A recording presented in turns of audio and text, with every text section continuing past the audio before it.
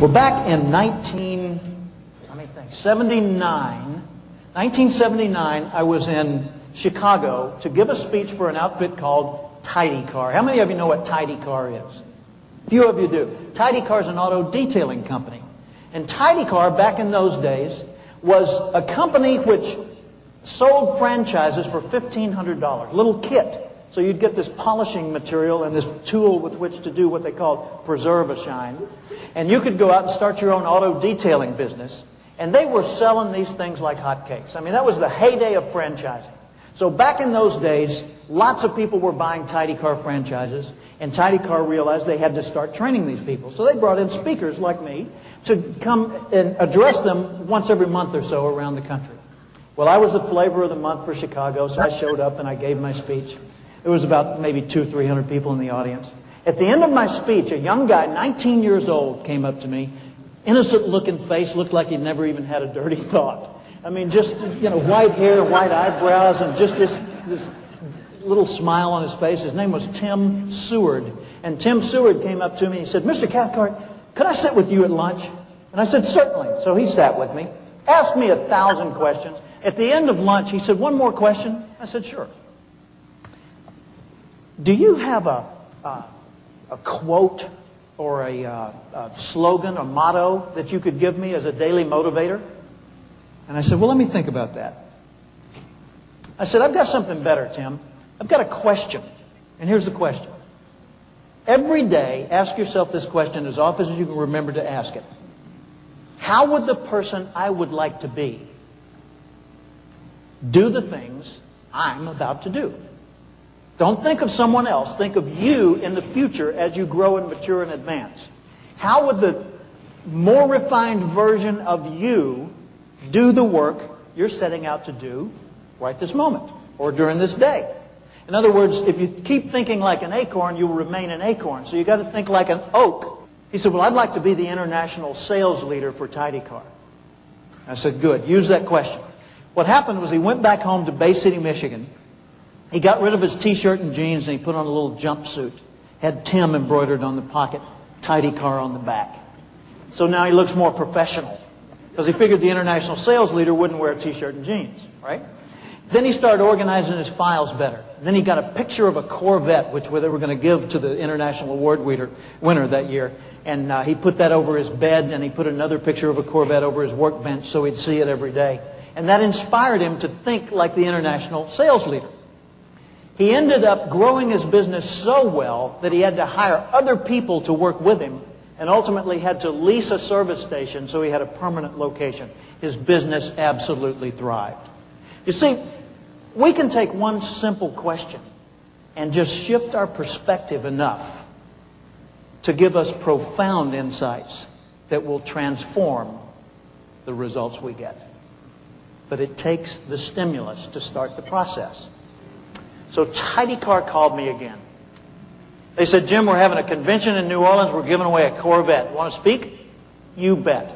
So I go to the Hilton Hotel in the French Quarter down in New Orleans, standing there in front of a large group of the Tidy Car franchisees from around the world. And they say, "Jim, as soon as you give your keynote speech, we're going to give the award." I said, "Who won?" They said, "Not telling." I said, "Okay." So I get up there and give my speech. I hand the microphone over to the president of the company. He steps up and he says, "Ladies and gentlemen, what a contest. Listen to these numbers. The person who came in number 2 led number 3 by only 1 point. 1. 3 led 4 by 1 point. 4 led 5 by 2 points. 5 led 6 by 1 point. Tight competition. Except for number 1. The person who leads this contest, number 1, the international sales leader, led the contest with 300 more points than number 2. For first place, there was no competition. Welcome with me. Your international sales leader from Bay City, Michigan, Tim Seward. The place went insane. Everybody dancing, screaming, cheering, hugging each other. A few people took advantage of that. It was fun. Everybody's having a good time.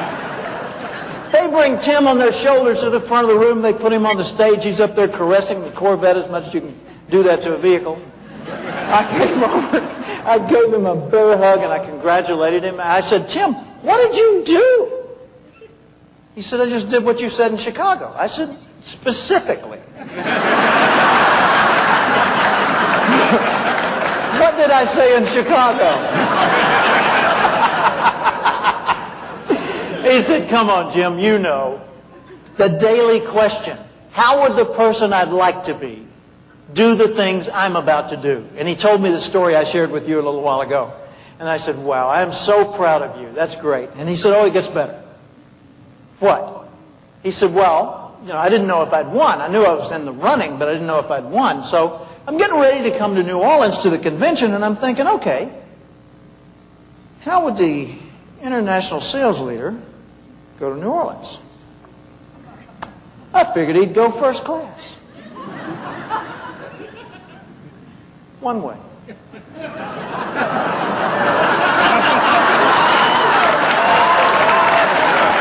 I said, wait a minute, Tim. You didn't know you'd won. He said, correct. I said, but you bought a first class, one-way ticket to New Orleans, and you didn't know you were the winner. He said, right. I said, didn't that seem a little foolhardy? He said, hey, Jim, think I'll need a ride home? So 1998, here I am. I'm in Fort Myers, Florida, at the airport. I'm being met by a 39-year-old man, Tim Seward. 39-year-old man. He's driving me, not in a Corvette, but in his SUV. He's driving me to his home in Naples, Florida, where we're having dinner by his indoor pool.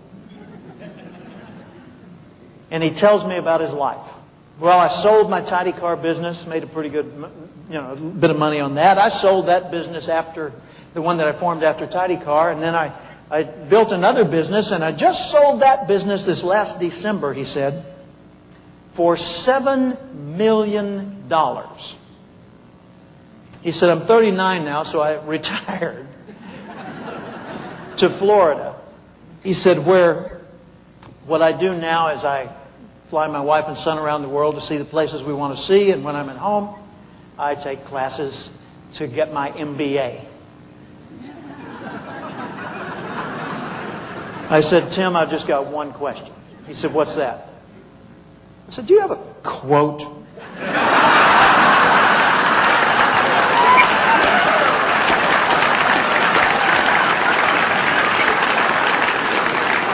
Or a slogan, or a motto, something I could use for a daily motivator? True story, here's what he said. Yes, Jim, ask yourself every day, how would the person I'd like to be do the things I'm about to do?